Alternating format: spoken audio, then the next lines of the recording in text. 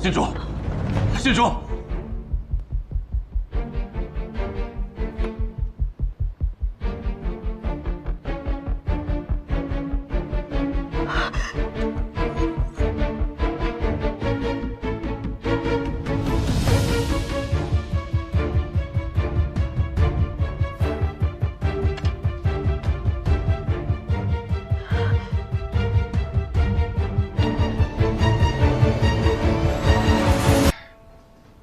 朕已经失去了一个女儿，倘若你再有一个三长两短，得让朕怎么承受得住啊？让圣上担心了。你为了查案，险些把命丢上，他们居然……圣上切莫动怒，不要因为我坏了君臣和谐。他们也是突遭丧女，才乱了方寸，千万不要怪罪他们。 你是个懂事的孩子，好好休息吧。这个案子交由别人去查啊！不可，这案子只能我来查。如今有些眉目，不需多时便能查明真相。若交给旁人，我无法安心。一提起查案，你就是这样子。切记，别伤了自己，别再出人命了。毕竟这件事情。 闹的动静实在是太大。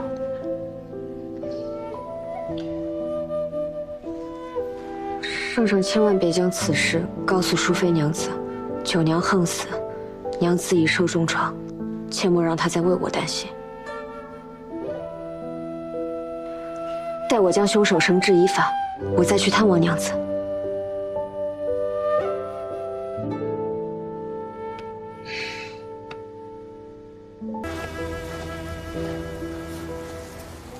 县主，太史丞已经知道了。林宁就是那晚袭击我的人。如果黑衣人是林宁，他去护送回纥王子，袭击我以顾四之，再杀刘特义，那他根本就没有时间杀害崔满树。林宁是凶犯，但只是其中一个，而另一个凶犯。 比林宁更隐秘，更无声无息。太史丞心细如发。就算黑衣销毁，若我坚持要为15公主验尸，公主所谓的遗骨，也是瞒不住的。林宁的死因，仵作也很快就能查出来。所以，县主是如何发现直指15公主的证据的？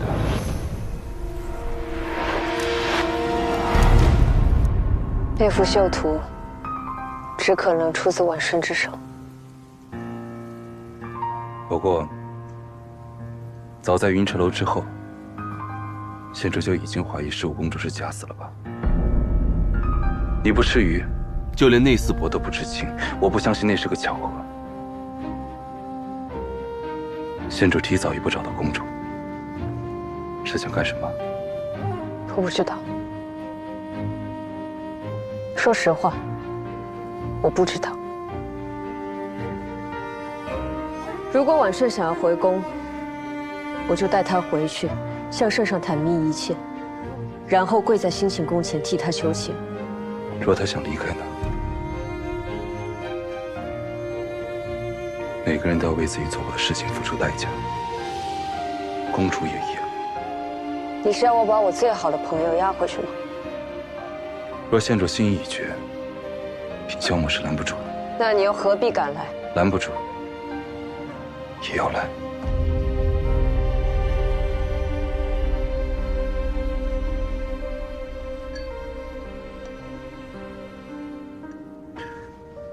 我奉圣上旨意助你查案，找到真凶，职责所在，责无旁贷。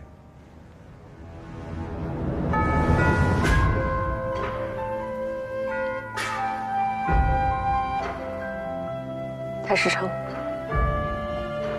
你去面圣吧。现在就去将真相禀明圣上。你的问题我想好了，若婉顺想走，我就拼死送他离开，之后去向圣上请罪，用我一命抵婉顺一命，这是我的代价。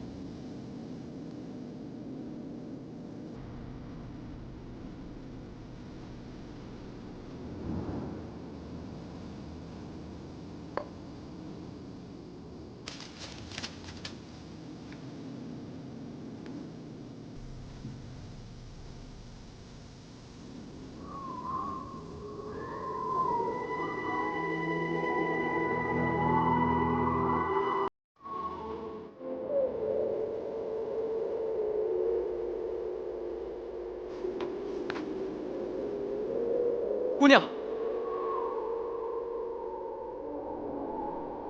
大半夜里，你怎么一个人在这里？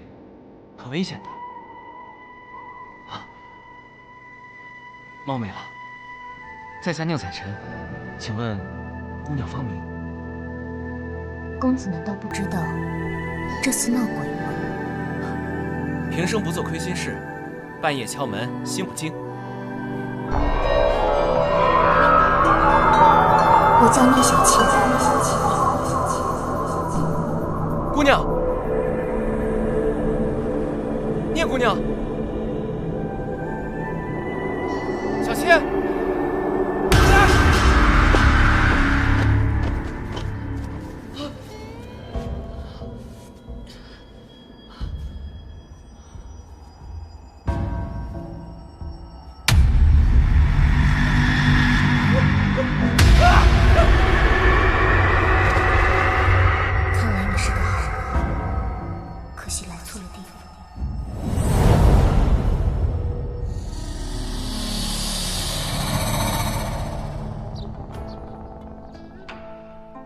一命二运三风水，四积功德五读书，六名七相八敬神，九交贵人十养生，11择业与择偶，12趋吉要避凶。这位先生，能算命吗？你呀，不能再找人算命了。啊？你看啊，人生下来呢，有个命，命是定下来的，是前世的善恶决定的，和这一世的善恶无关，改不了的，算出来也没用。这一世的善恶改变了的是运，但运不是那么好改的。这样吧，你给我200文，我保证你逢凶化吉，从此无忧。不是，200文就能改运，有那么神吗？那当然啦，去年小女子幸得这位先生相助，嫁得如意郎君，如今是特地来谢谢这位道长的。哎呦，这位道长啊，厉害得不得了！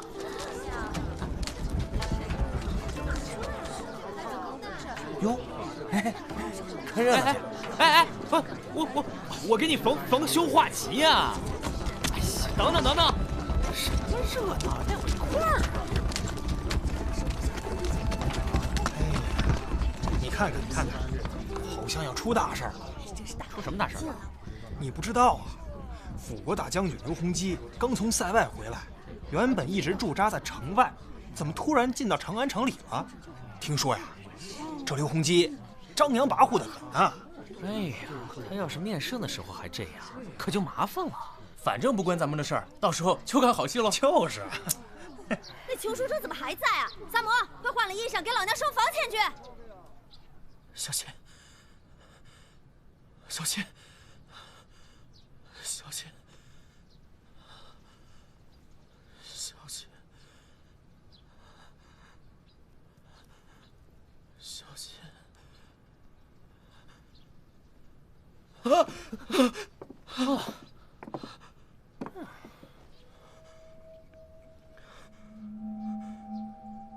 小生宁采臣，你们是？这里是长安城，我叫公孙四娘。你现在在我客栈里，他叫萨摩，我这儿打杂的。你昨天晚上去兰惹寺了？你怎么知道？你衣服上扎满了麻黄，这种植物喜干，那附近的山上只有兰惹寺里长满了麻黄。兰惹寺，干尸，干尸！兰惹寺里有干尸！干尸？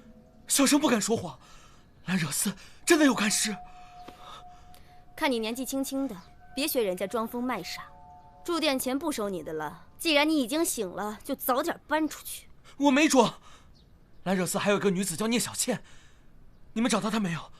找到她没有？你大晚上的在兰惹寺碰到个女的，不是人吧？是女鬼吧？我听说呀，兰惹寺的女鬼专门吸人血，把人活活吸成干尸。伙计说你在这里，有急事，扫盲跟我走。什么事儿啊？北村村口死了人，赶紧跟我们去看看。又是北村？嗯，那，这个家伙也是今天早上北村村口来的。他是谁？啊，他叫宁采臣。这书生昨晚去兰惹寺了，早上昏倒在北村村口。一个马队路过，把他捡回了长安，丢在我店门口。就是那个闹鬼的兰惹寺。啊，对，干尸，兰惹寺有干尸，真的有干尸。干尸！哎呀，嚷嚷一早上了，非说是兰惹寺有干尸，干尸把你搁在村口，等着路人来救啊。干脆你们把他带走，让他帮你们找干尸。这是办案，又不是郊游。反正我不管，要我去的话，我必须把这书生带着一起去，否则我就不去了。哎，你萨摩，你说你……好吧，好吧，都去，快一点，紫苏双叶都在村口等着呢。别怕，他们比僵尸厉害。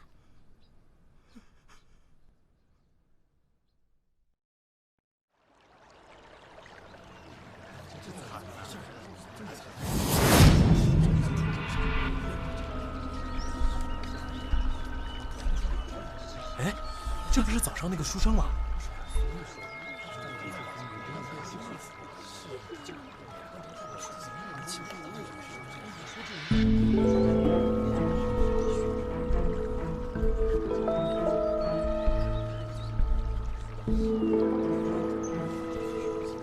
这谁啊？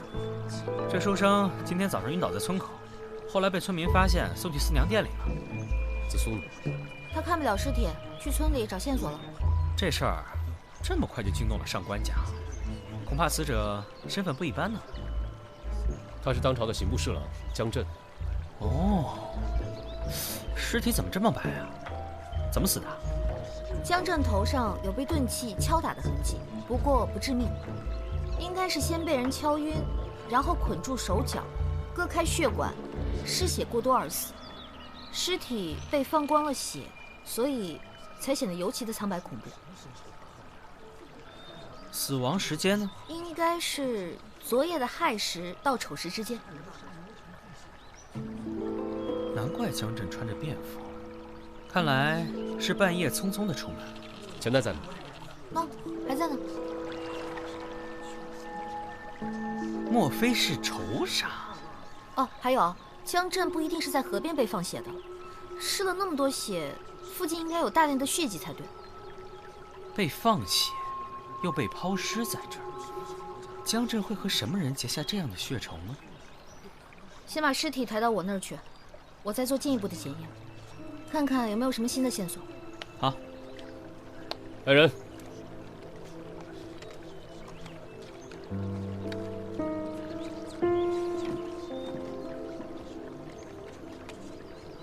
等等，怎么了？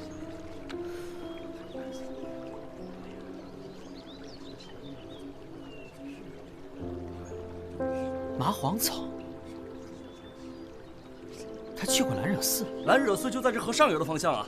早听说那里闹鬼，看来真的有看吸人血。那些干尸，都给我住嘴！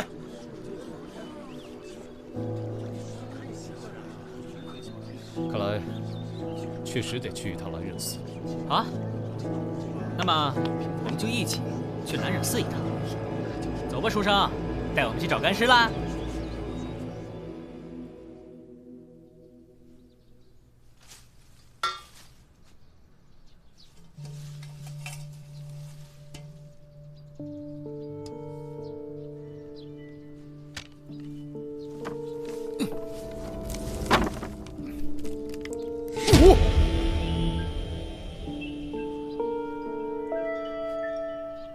我已经做了尸检，这些干尸死了少说也有近10年了。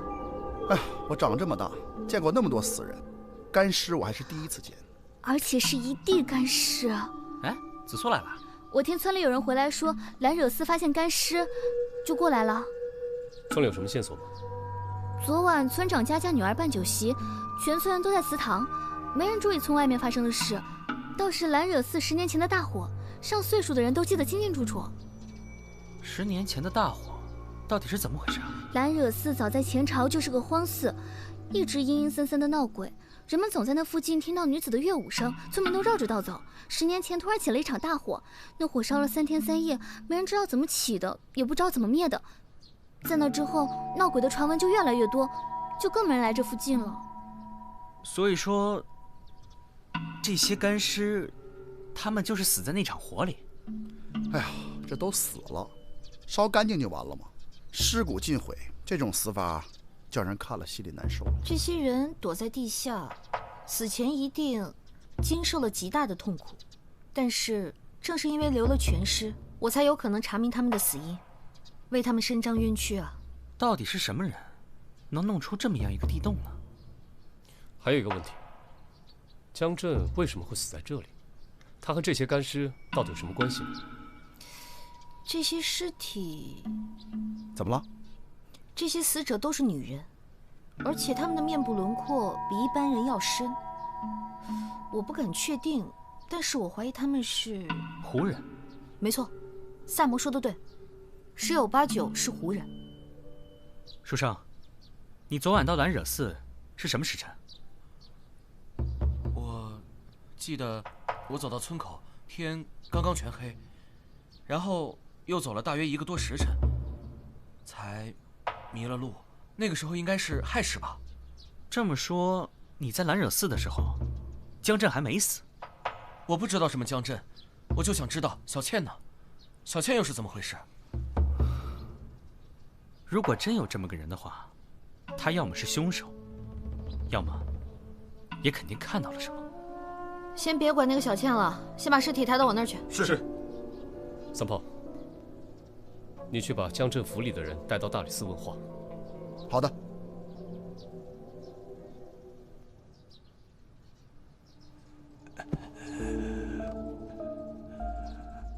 老夫是江侍郎府上的老仆。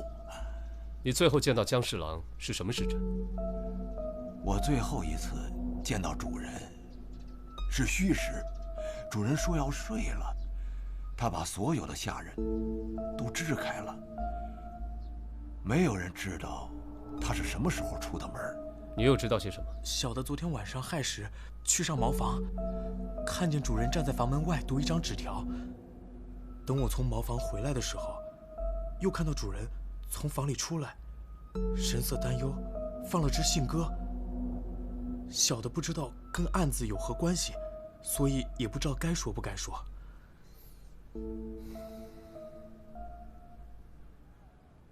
喂，大清早的又去哪儿鬼混啊？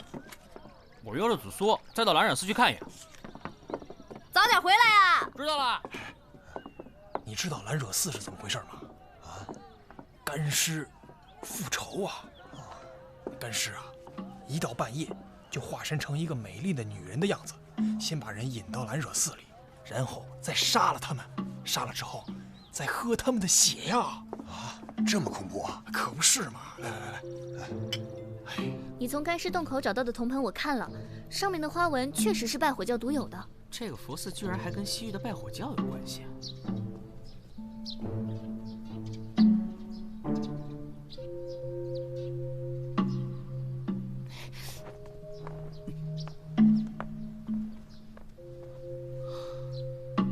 嚯，居然派了这么多人把守兰惹寺，也太夸张了吧？怎么了？你没事吧？哎，这地上的东西好像不是石头啊。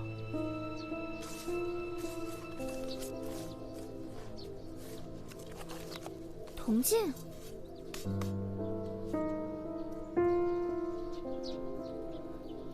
还有个耳环。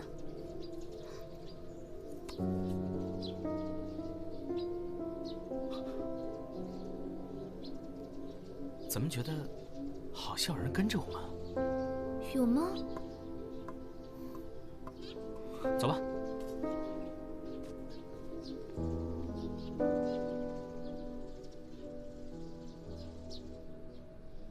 江镇一案查得怎么样了？回陛下，臣正在尽力破案。朕还听说，郊区的古寺里发现了数具干尸，闹得长安城上下人心惶惶。依微臣所见，这2个案子恐怕有所关联。哦，陛下，干尸案事关胡人，应转交给萨保府处理。莫非康公是觉得李某查案不力，才要把案子揽入自己手中？李少卿，辅国大将军刘洪基上殿。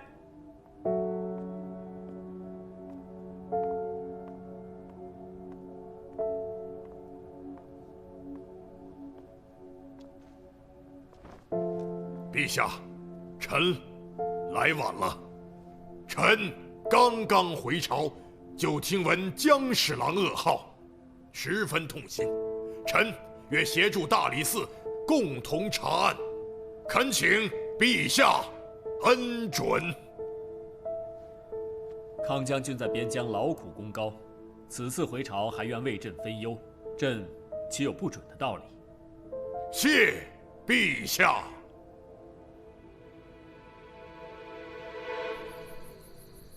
岂有此理！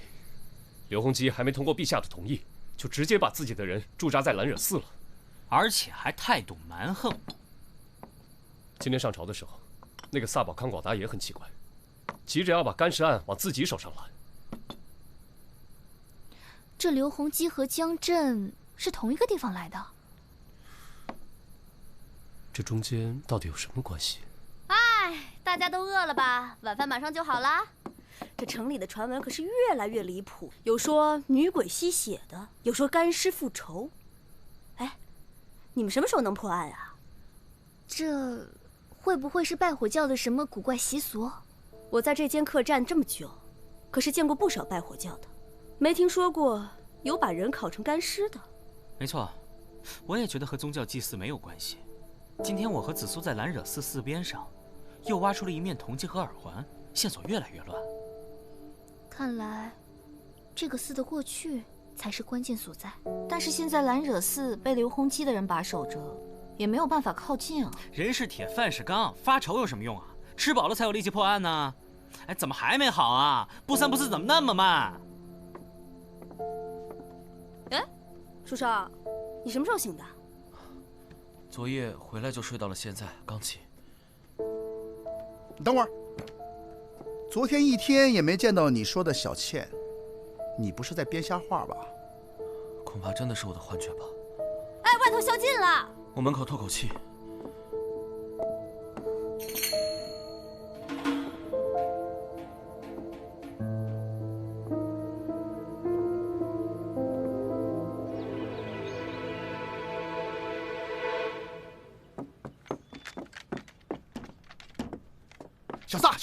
小萨，怎么？快起来，出事了！哎呀，大清早的吵人睡觉，什么事儿啊？萨保府的康广达也死了。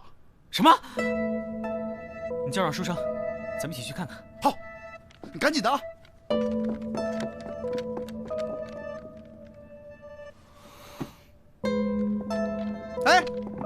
哎，正找你呢。走，又有人死了，跟我走。去哪儿啊？哎呀，去哪儿你甭管了，没准能看见家小倩呢。走，我不去。走了，我不去。走了，都说了我不去了。走。死亡时间应该是昨夜的子时到寅时之间，死亡原因还不清楚，身上别处没有伤痕，头是死后才砍下来的。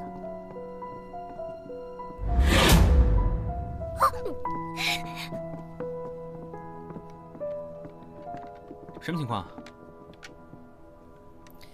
尸体下面有麻黄。又是蓝惹丝啊！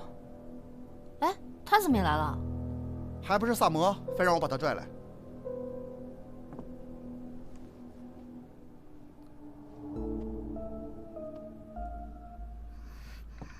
紫苏姑娘，别怕，别怕啊，别怕。这是什么？不清楚，好像是被什么虫子咬过。奇怪，今天不上朝，他为什么穿着朝服？我一会儿过去看看。什么事？说。回禀官人，主人干嘛吞吞吐吐的？说。既然主人已经过世了，老奴也管不了那么多了。主人生前有个库房，专门存放别人送来的礼。刚才丫鬟过来说，见库房门虚掩着，不知道是不是出了什么事儿啊？那带我们去看看吧。好，走，走。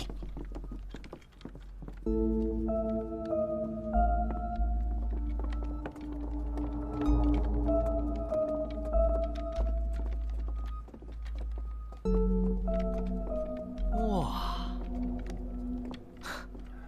你们主人够可以的，这些东西得值多少钱呢？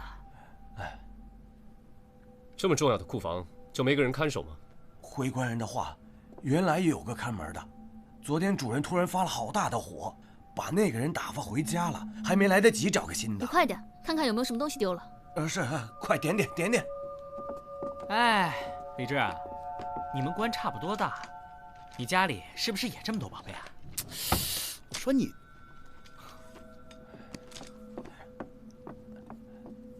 少了什么东西？回官人，珠宝摆件都没有少。唯独少了3幅陆探微的画，主人最宝贝这画也不挂出来，特意放在柜子的第2层，一来不落灰，二来万一进了贼也不引人注意。陆探微的画穷理尽兴，视觉严相，包前蕴后，古今独立，非复激扬所能称赞。想不到康广达康公身为武将，能有这么高的眼力。这锁是用钥匙开的，这府里有多少人有这房间的钥匙啊？回姑娘的话，这库房的钥匙只有主人和我2个人有。就你们俩有？哎呀，老奴对主人忠心耿耿，别无二心呐。况且老奴手无缚鸡之力，怎么可能杀死一个壮年男子，还把头砍断呢？那就是那个看门的，他对主人怀恨在心，先抢了钥匙，再杀了康广达，然后把现场伪造的像蓝惹丝案件一样。那看门的人不可能知道麻黄的事。有道理。对，绝对不可能是看门的。论价钱，陆探微的画还不及这些玉钱，可凶手呢，光拿了这些画，却没有碰其他的东西，可见非一般的莽夫。会是谁呢？先回去再说喽。请。来，客官里面请。吃饭。来请。书生呢？被萨摩硬拉去看了个无头尸体，回来就发了烧，房里躺着呢。江震死在蓝惹寺，什么人能半夜把他从府里叫到蓝惹寺去？不明白。另外，你们说这个凶手为什么要大费周章地把康广达的头砍下来？都不明白。这2个人都是朝廷重官，而且这2个案子好像都与蓝惹寺的过去有关。这江震是出门之后在蓝惹寺被杀，而康广达却是在戒备森严的萨宝府里夜闯萨宝府，不被看到一点踪迹。这凶手不是一般人呢。哦，那这么说来，这越来越和蓝惹寺的干尸有关系了。人们流传的干尸变成女子杀人的传说，会不会是真的？看来这书生没有骗人呐。这世上哪有鬼，哪有什么干尸啊？老大，吃。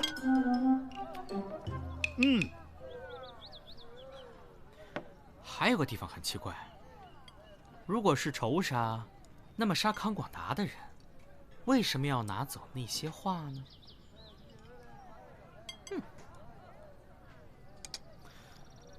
小撒，来，你不吃也倒掉了。我以为你要留着当宵夜呢。你是怀疑书生？你怎么知道？别人我不了解，你我还不清楚吗？你硬拉着他去看死人，肯定是想看看他的反应。哦，你也看出他说谎了？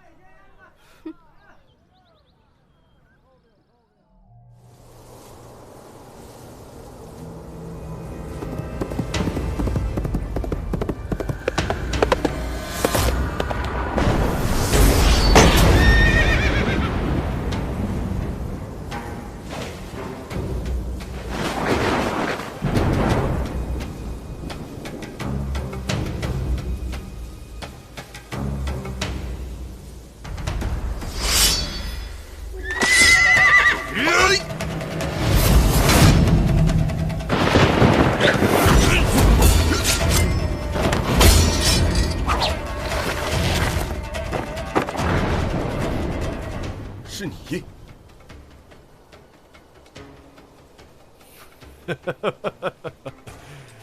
没想到这么多年过去了，你还是那么胆小怕事。你懂什么？我这叫赢者保身。保身？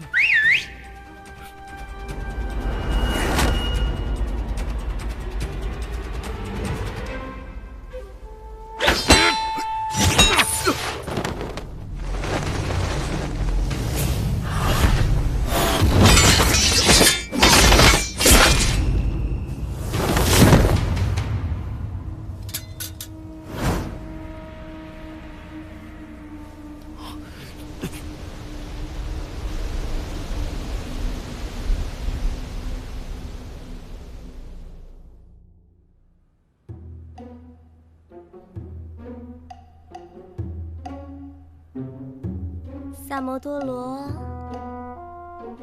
萨摩多罗，萨摩多罗。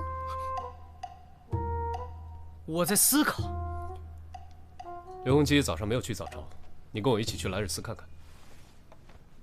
那个书生怎么样？睡得香着呢，我找小六在隔壁屋守着。放心，这些个碗碟。禅。哎，李少卿，刘将军有令，任何人不得入内。麻烦通报一声，就说李治看将军没有上早朝，很是担忧，特来拜见。李少卿，刘将军他不在，你请回吧。来了，李少卿。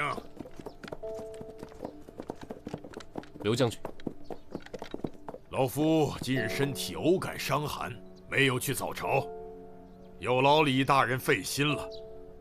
几位既然来了，那就进去坐一坐吧。不必了，告辞。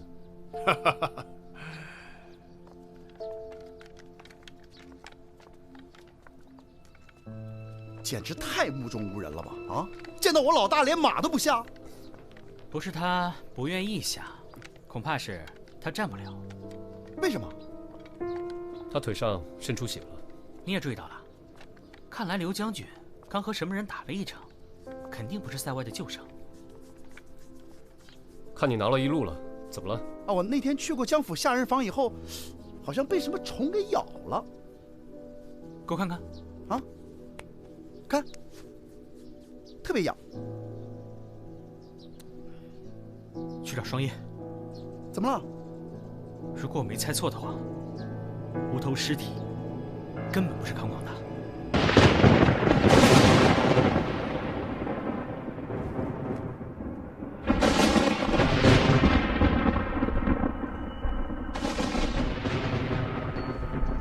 一个养尊楚幽的五品官身上，不可能全是虫子叮咬的疹子。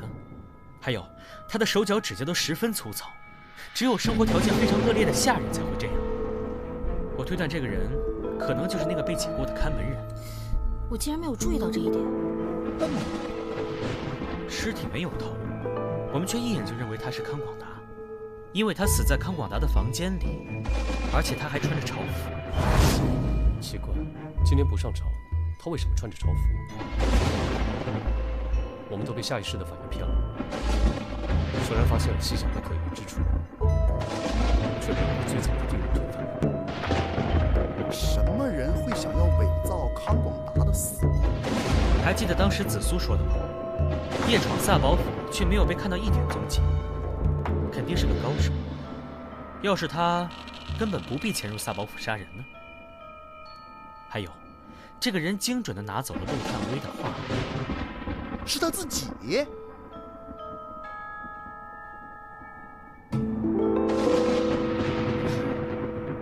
为什么呢？为了不让嫌疑落到他的头上。这江震也是他杀的，可他为什么要杀江震呢？这个我还没想清楚。但是我觉得，可能跟蓝惹寺过去的秘密有关。三炮，你去趟康府，要几张康广达的画像，明天就带人全城搜捕。好。来，案子终于破了，我们去四娘店里吃饭去。好主意。哎呦，这雨啊，一阵有一阵没的。哎，幸好这画像没湿啊。哎，怎么回事啊？案子都快破了，还吃不下去啊？我觉得还是有很多地方想不明白。等雨停了，这样三炮把康广达给抓了，一切不就明白了吗？那书生呢？在楼上呢。我去看看他。来吃饭。书生，我们一起在下面吃庆功饭，你要不要一块来高兴高兴？什么？凶手抓住了？还没有，不过我们已经知道是谁了。明天就要开始全城搜查，你来不来？来。书生，下去一块吃饭吧。啊，不了，我想把这本书给读完。你们吃啊。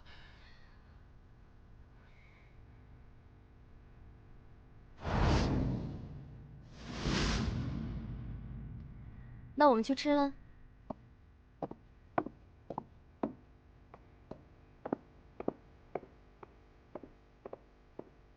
就你呀，信不信？分分钟给你拿下！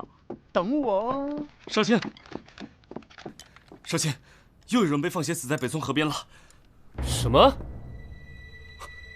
他，就是他！啊！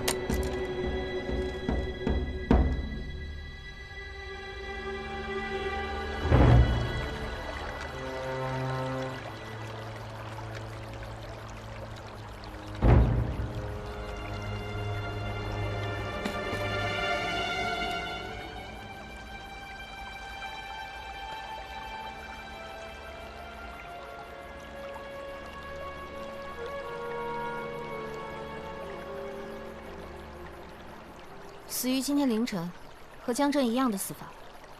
杀死他的和杀死江震的凶手一定是同一个人。难道我们一直都想错了？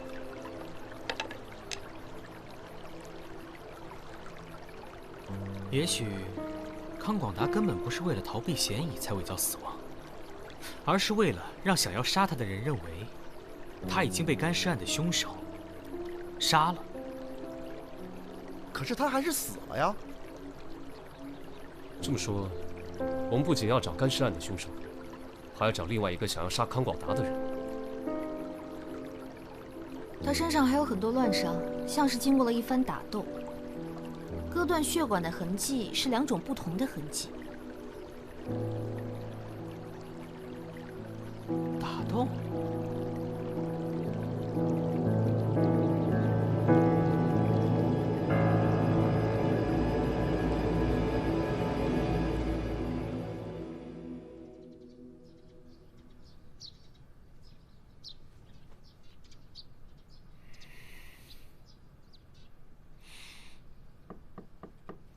谁呀？我，给你送早饭。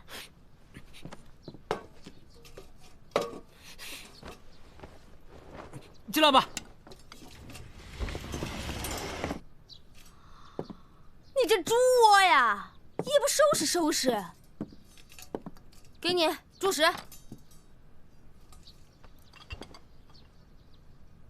这什么？我已经吃过了。一晚上没睡呀？弄什么东西呢？照妖镜啊。这些都是兰惹寺附近发现的，胡人用的铜盆、铜镜，还有一个胡人用的耳环。哎，这哪是什么胡人的耳环呀？这就是个汉人家孩子都有的长命镯呀。长命镯？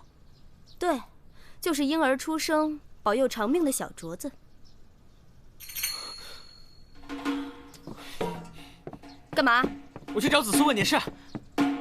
你赶紧回来给我把这儿收拾了啊！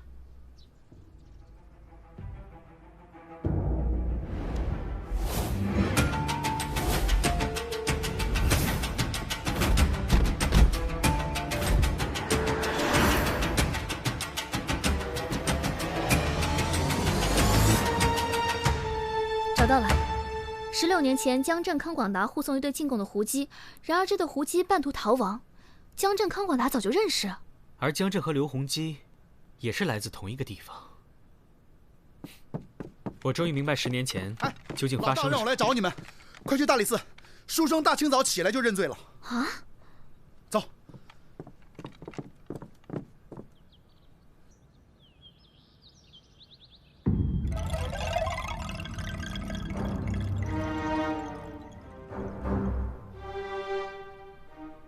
宁采臣，你可知罪？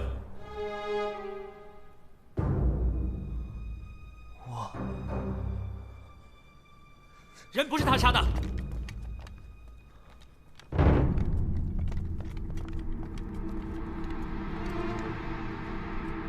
人不是他杀的，此案另有隐情。都是我杀的，江镇和康广达都是我杀的，定罪吧。那你说说看，你为什么要杀他？回答我，你杀他们的理由是什么？我没必要告诉你，是根本没有理由吧？你一个外地来的书生，刚到长安，能与他们有什么恩怨？你看看你自己，弱智纤纤，你有什么能力杀死2个武将？纵有可疑之处，但完全不足以让人相信你是凶手。你在替谁认罪？屁屁，屁屁，谁？昨天夜里，我和四娘叫书生下楼吃饭，看到书生胸前有一滩水渍，可是书生的鞋却是干净的，这说明有个人偷偷进过他的房间。原来我总以为凶手是个男人，直到闻见你房中淡淡的脂粉香，我才意识到凶手是个女人。你胸前的水渍应该是她的泪痕，这让我想到了这个从未露面的神秘人，就是你心心念念的小倩。你在兰惹寺对小倩一见钟情，之后得知她的身世，心生同情，才想替她顶罪吧。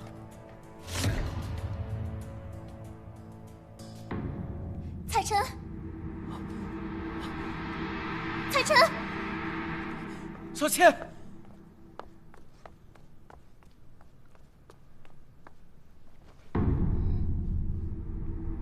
血海深仇，不可不报。所有的事情都是我一人所为，与宁采臣无关。姑娘，你到底有什么仇怨，要残忍地杀害这么多人？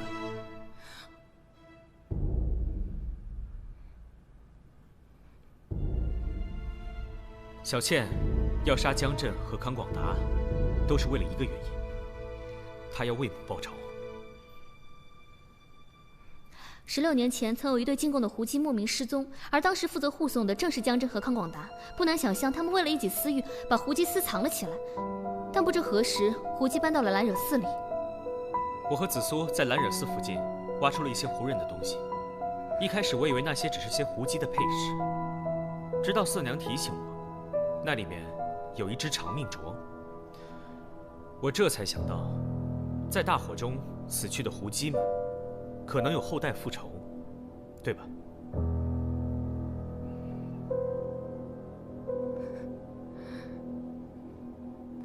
我母亲和她姐妹本应送到宫中，却不成想被那帮人偷偷藏进了兰惹寺。从此，兰惹寺变成了这些高官淫乐的地方。直到某天，我娘怀了我，在姐妹们的帮助下，偷偷生下来，养在地洞中。我5岁那年，在后山摘果子时，寺里起了大火，所有人被活活烧死。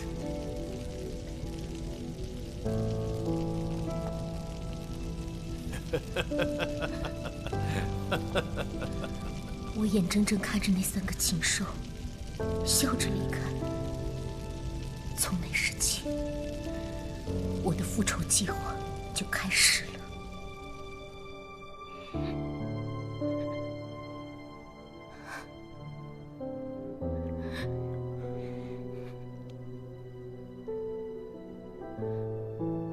好了，这一切既然都是聂小倩所为，那么你们放了小倩吧，她只是给她的母亲报仇啊！求求官人了，你们放过她吧！你们是什么人？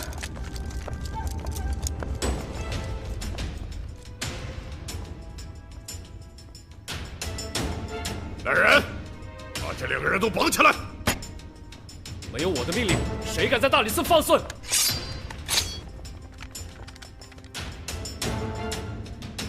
刘将军，欢迎您旁听。萨摩，继续。康广达生性胆小多疑，他害怕杀死江震的人杀掉自己，更害怕被另外一个人灭口。而那个人就是你，刘洪基大将军。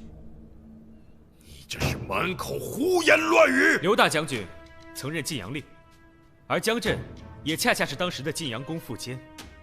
你们都是一个地方来的，一起干这样的勾当并不奇怪。江震死前发了一支信鸽，而第2天你就进了长安城，一上朝便向陛下要了这个案子。这一切，难道只是巧合吗？口说无凭，你们有什么证据？证据？小倩就是最好的人证。他有2条命案在身。他的证词如何取信啊？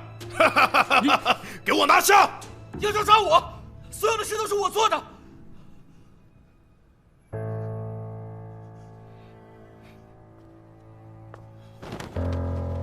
小倩，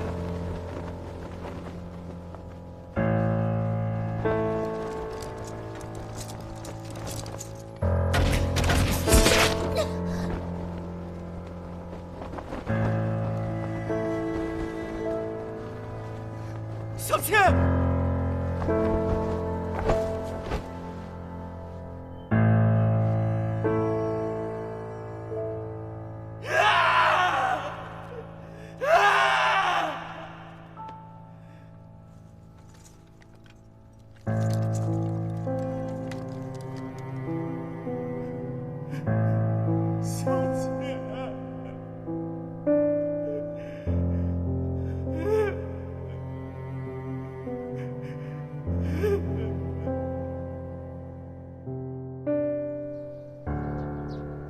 听说刘洪基出城了，难道就这么让他走了？